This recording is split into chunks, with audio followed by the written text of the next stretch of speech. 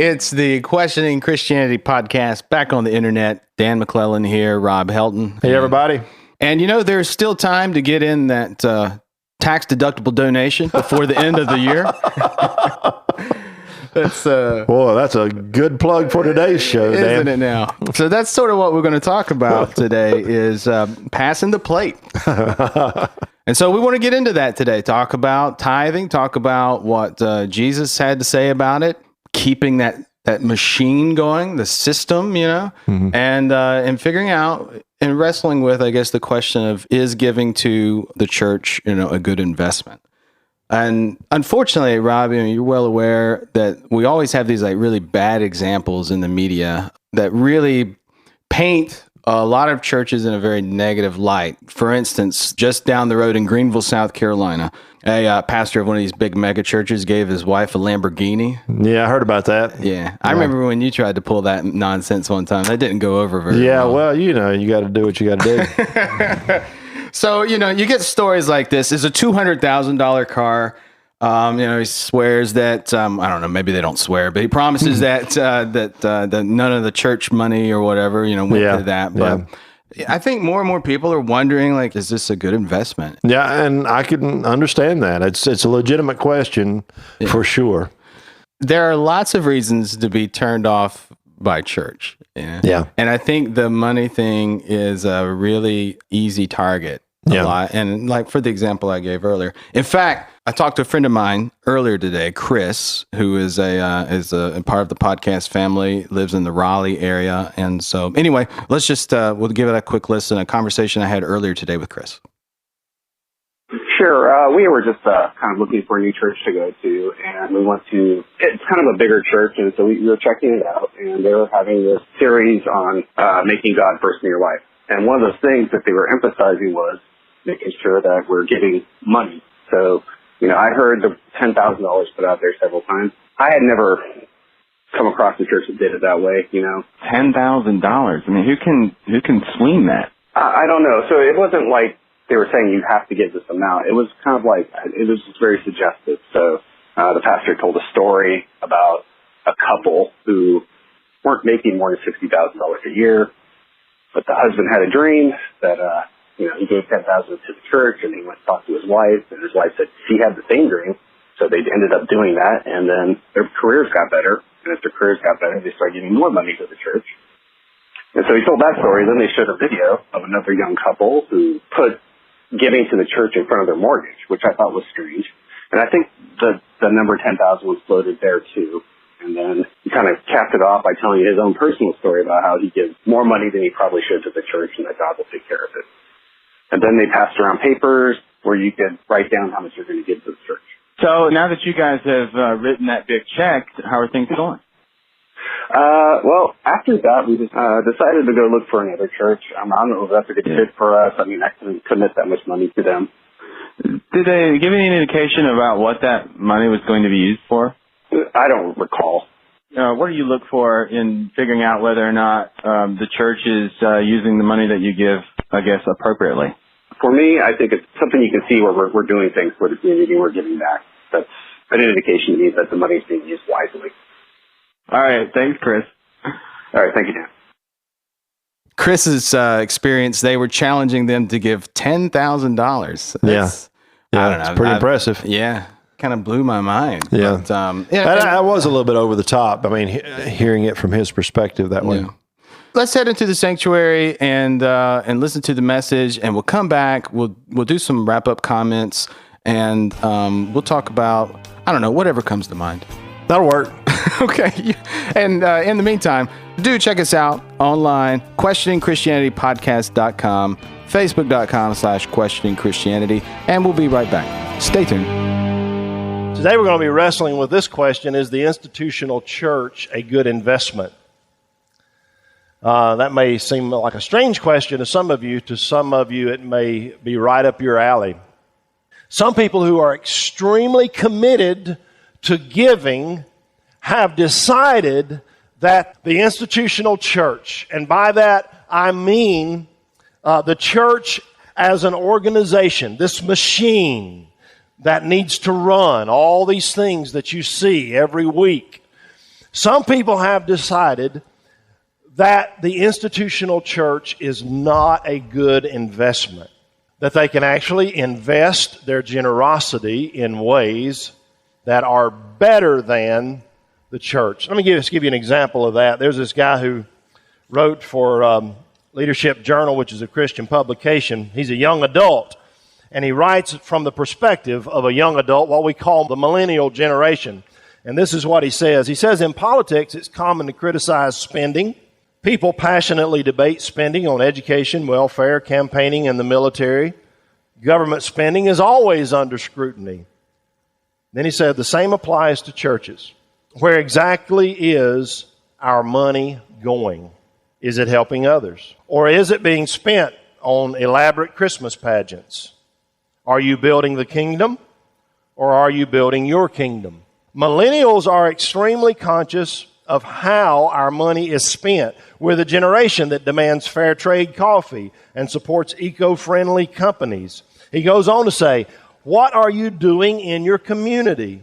Are you feeding and clothing the homeless? Are you hosting support groups for addicts? Are you finding child care for single parents? These are the things my generation respects. We want to help people around us, and you'll win us over if you do the same. He says, what are you doing abroad? Organizations like Compassion International and World Vision make it easy to care for God's children. There are too many people living in poverty and far too many churches doing nothing about it. In America alone, there are approximately 315,000 Protestant houses of worship. If each church sponsored at least one beautiful child of God, perhaps we would begin to see the kind of global impact God desires the church to have. Here is a young adult Christian who is questioning whether or not the church is a good investment.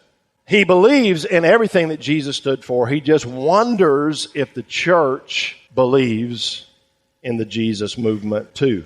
So I thought we would look at a passage where a first century young adult questioned the religious institution of his day. So let's read this passage. We're actually going to sort of break into the middle of the passage. Look in chapter 21, beginning with verse 1. It says, Jesus looked up and he saw the rich putting their gifts into the temple treasury. He also saw a poor widow put in 2 small copper coins. Truly, I tell you, he said, this poor widow has put in more than all the others. All these people gave their gifts out of their wealth, but she, out of her poverty, put in all she had to live on. She put in all she had to live on. Now, much of my life, I've read this passage of Scripture and thought to myself, man, Jesus wants us all to be more like this widow. And for sure, Jesus sometimes encourages great sacrificial giving. And sacrificial giving is good. I just don't think that that's exactly what this passage is about. You know, sometimes when you read a passage, it's good to back up and read what's before that passage and maybe to read on past that passage a little bit further in order to get the historical context of the passage itself. Does that make sense? So let's do that, okay? So let's back up to chapter 20, beginning with verse 45. It says, while people were listening, Jesus said to the disciples, beware the teachers of the law. They like to walk around in flowing robes and love to be greeted with respect in the marketplaces and have the most important seats in the synagogues and the places of honor at banquets.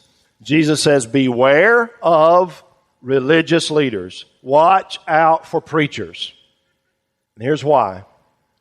They devour widows' houses and for a show make lengthy prayers. These men will be punished most severely.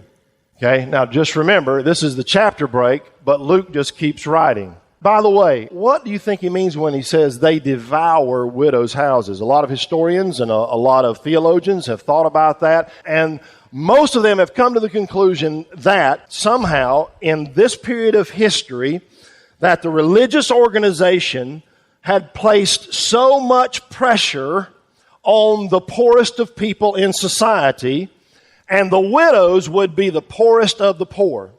that the poorest people, the most oppressed people, felt so much pressure from the religious institution of their day that they were literally bankrupting themselves in order to support the religious institution. As Jesus looked up. Now remember, there's a chapter break here, but Luke makes sure that we know that there's no break in action. He locates verse 1 in the same place at the same time as where we just stopped off from, okay? So Jesus just stopped saying these religious leaders, they're bankrupting widows. And then he looked up and he saw the rich putting their gifts into the temple treasury. He also saw a poor widow put in 2 small copper coins, and he said, truly I tell you, this poor widow has put in more than all the others. These people gave their gifts out of their wealth, but she gave out of her poverty and put in all she had to live on. Now, the temple treasury, Josephus tells us, this Jewish historian, says the temple treasury was in the court of women. There was a place that women couldn't go, and that was the court of Jewish men, but they could go far enough to give their money. Isn't that interesting? And in that court of women, there were these things called the temple treasury. There were 13 different collection receptacles. Like if you had come into the foyer this morning and we had 13 different offering plates sitting around.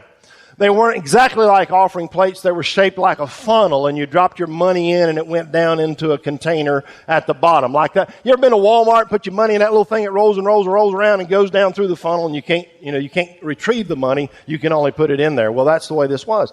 And William Barclay, who's a historian, says that all 13 of these were different ways of giving to the maintenance of the temple itself. Each offering collection receptacle, they were called trumpets or shofars because they were shaped like a trumpet. Each one of these receptacles, that money was used for some part of keeping the religious system running in that day, maintaining the temple. And so the widow comes in and she gives the last penny she has in an effort to keep the machine running. You get the picture? There is a verse 5. It follows verse 4. And it's important. This is what it says. Some of the disciples were remarking about how the temple was adorned with beautiful stones and with gifts dedicated to God. But Jesus said, as for what you see here, the time will come when not one stone will be left on another. Every one of them will be thrown down. So we get Jesus talking about how the preachers of their day were bankrupting widows.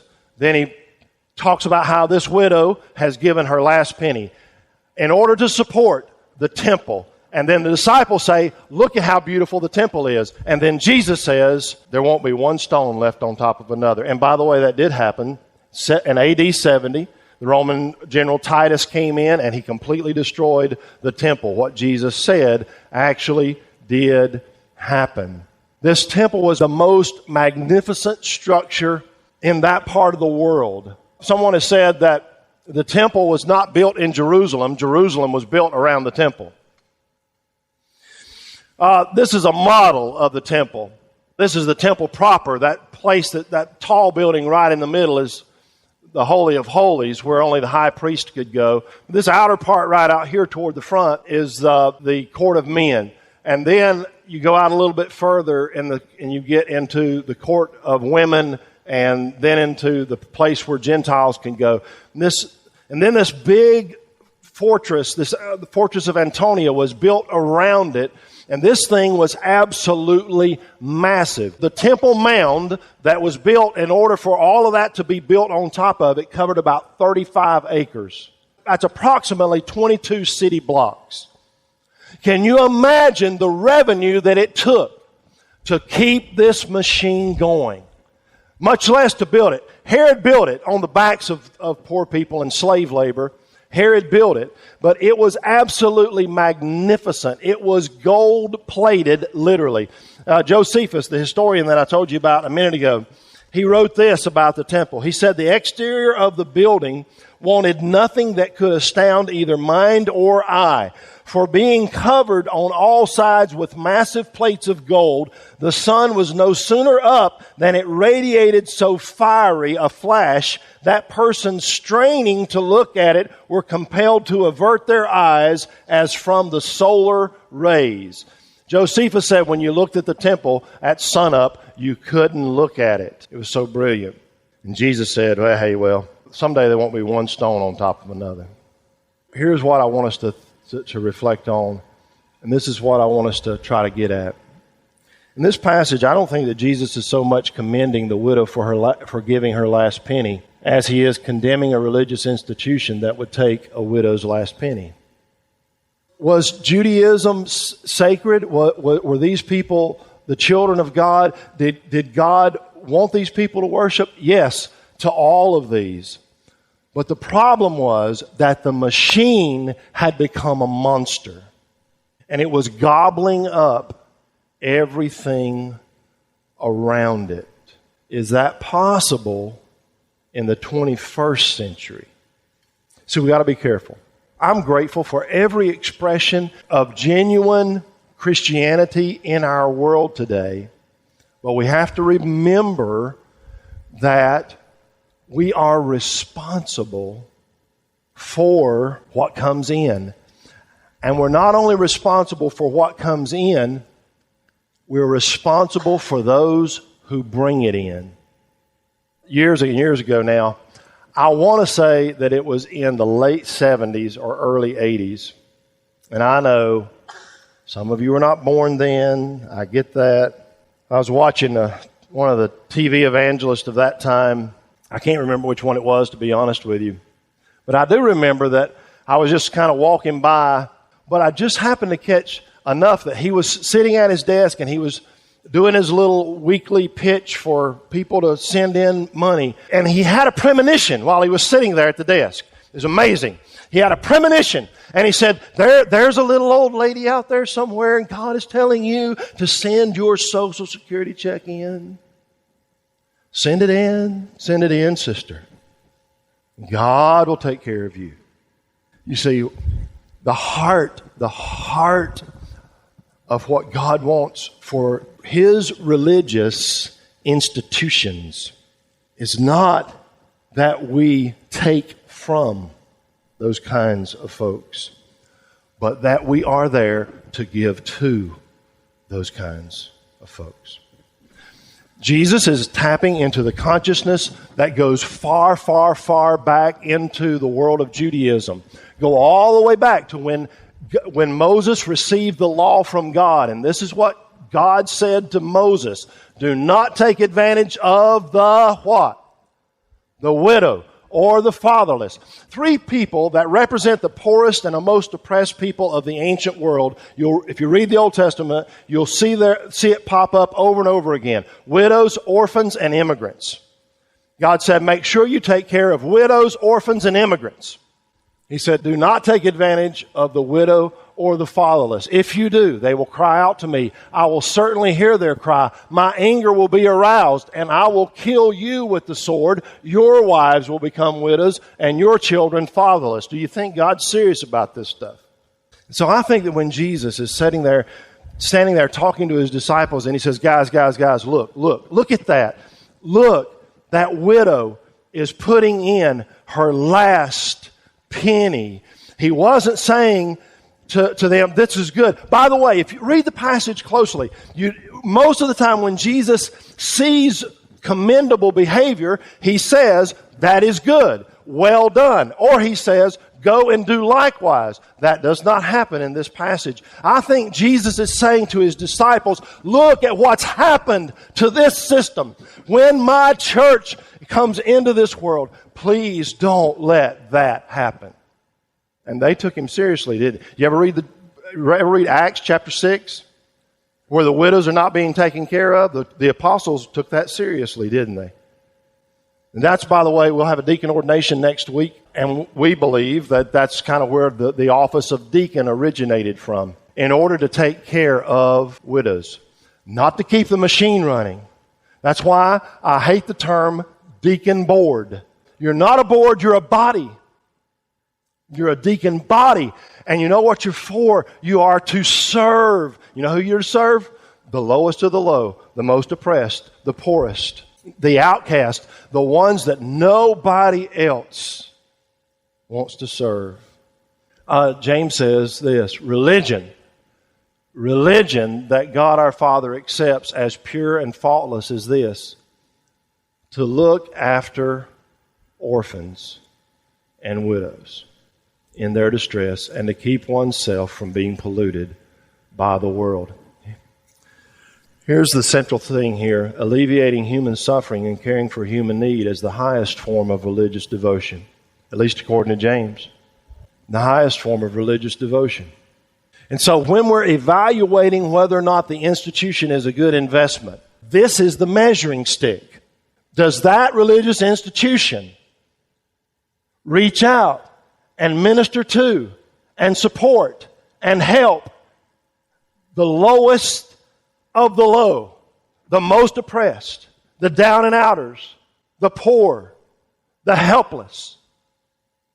That's the measuring stick. Here's another way to say it. Followers of Jesus are responsible to invest in the church that is investing in people. Followers of Jesus, you have a responsibility. Your responsibility is to invest in churches that are investing in people.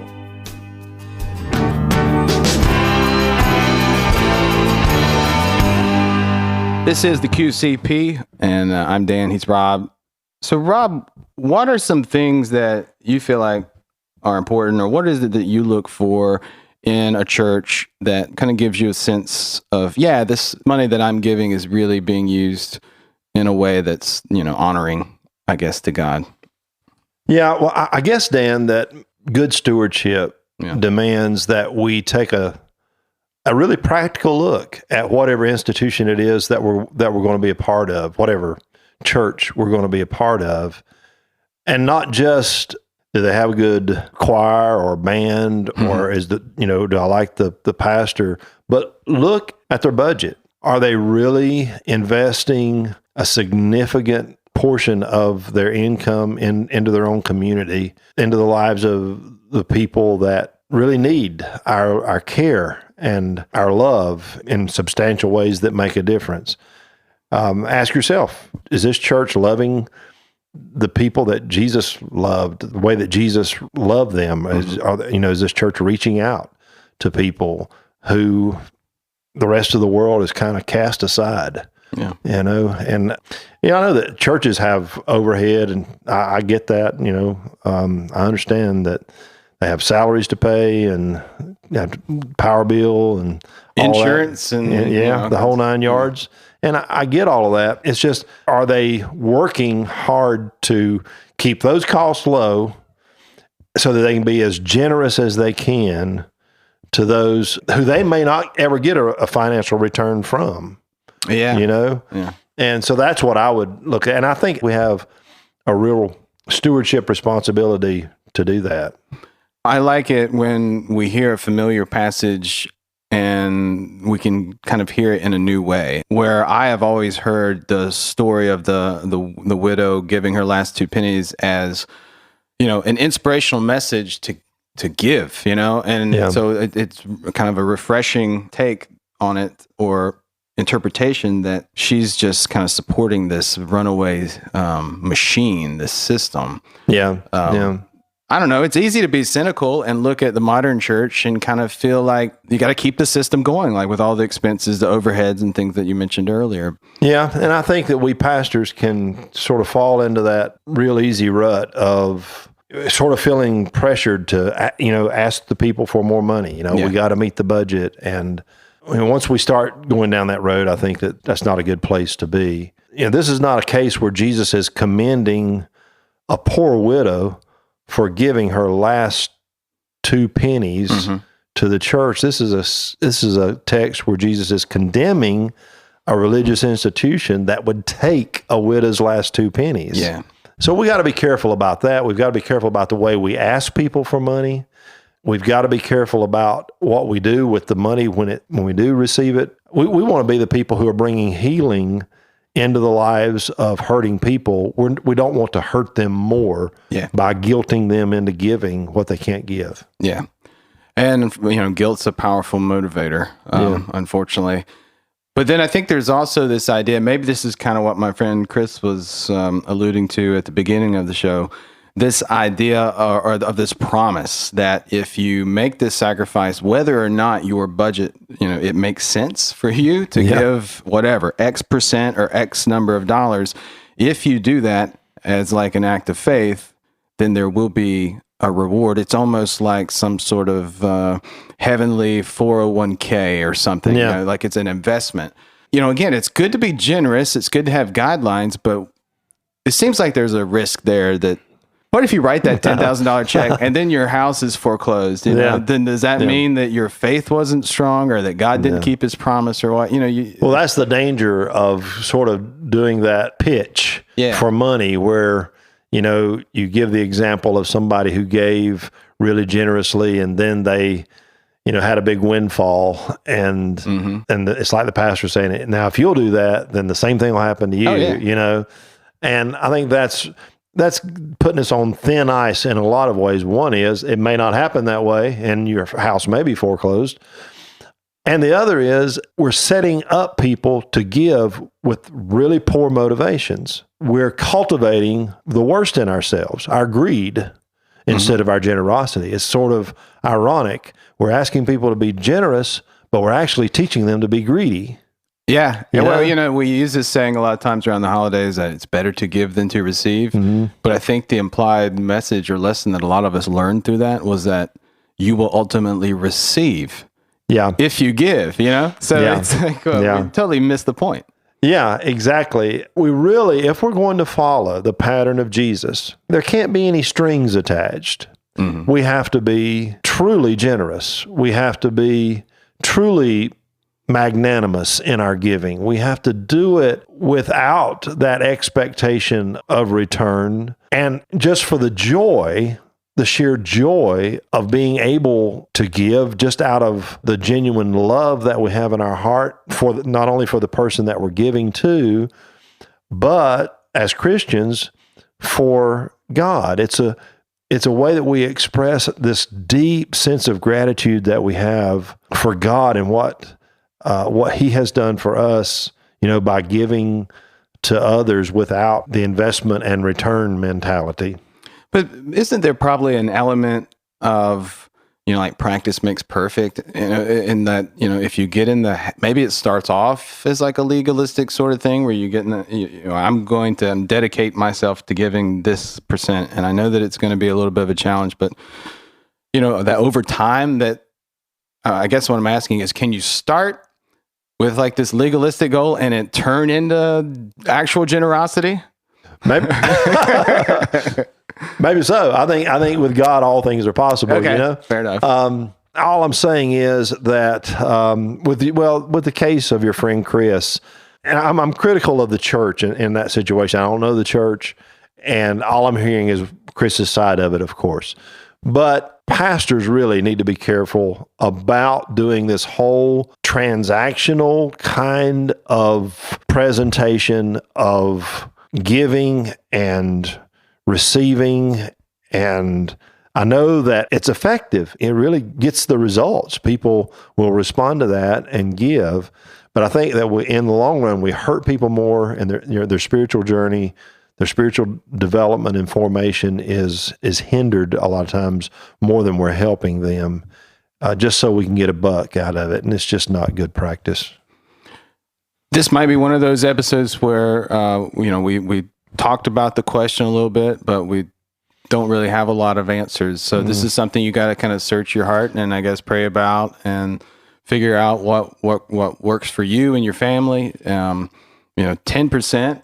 I get kind of frustrated by the use of tithing. I mean, it's just, to me, it's like one thing from the Old Testament that is convenient for us to hang on to, but like things from earlier in that chapter, we don't hold on to because, I don't know, from Leviticus, it's like if a woman's worth half as much as a man or something. I don't know. If you look at that old stuff, it's crazy. I mean, to us now, right? But we hang on to the tithing part because that kind of keeps the machine going. So that's the cynic side of me. But then the other side of me thinks that 10% is actually a pretty good target if you're working on your budget. Save 10%, give away 10%, and see what, see how that works for a little while. It's maybe a good starting point. If 10%, that is what the Lord has led you to do, then that's great.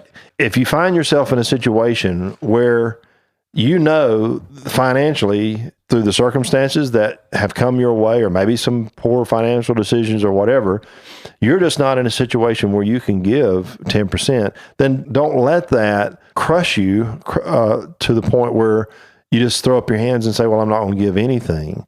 I think that we do need to be good stewards, and we need to plan as well as we can. And maybe you start off with 2% that you can legitimately afford with your expenses and your budget right now.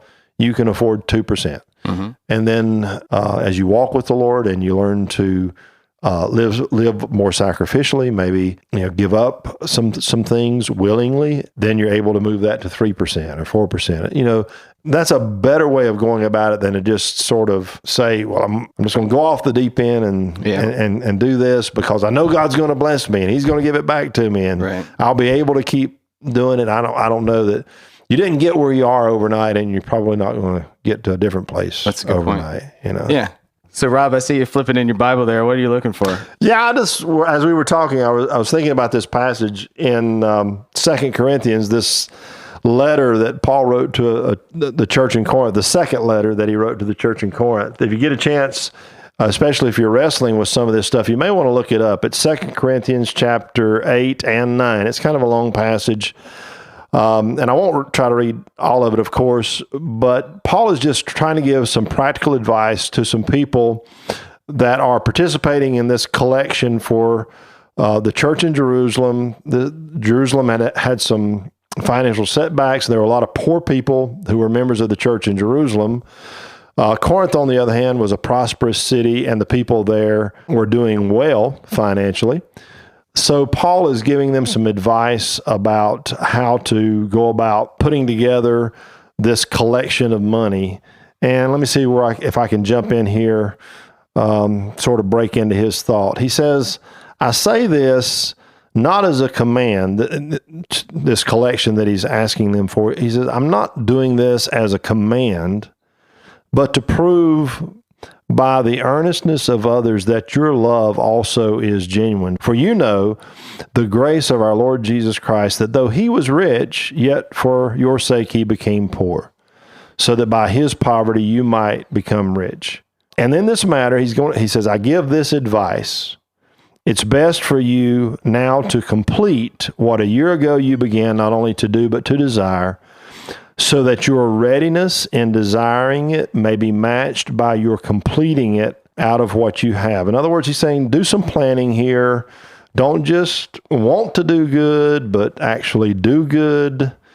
He says, for if your readiness is there, it is acceptable according to what a man has, not according to what he has not. In other words, he's not doing the preachery thing to say, give what you really can't afford to give so that God will give you something in return. He's saying, be practical, give what you can, give what you have that you desire to give in your heart, that you're drawn to give as a compulsion of your love for your brothers and sisters, not because you feel like you have to. Yeah.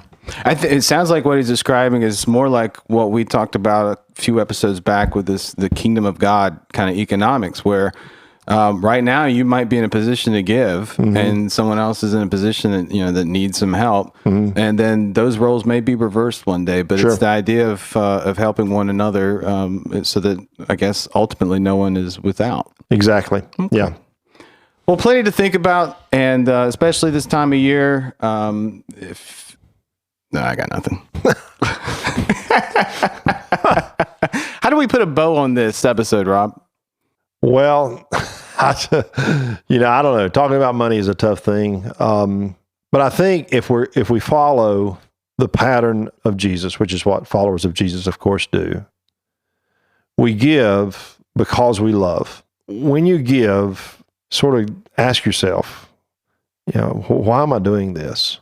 And as much as possible, try to bring yourself back to that motive of genuine love to give, I think. Let us know what you think on our website, questioningchristianitypodcast.com. You can comment below this post there. You can also send us an email through the website. You can start a conversation on our Facebook page, facebook.com/questioningchristianity. If you like this episode, we hope that you'll share it with at least one person this week. Anything you want to say, Rob, this is the end of the year. Another year has come and gone. And Merry Christmas and Happy New Year. Oh, that's very original. I know. So we'll end right there. This is the QCP. Thanks. Bye.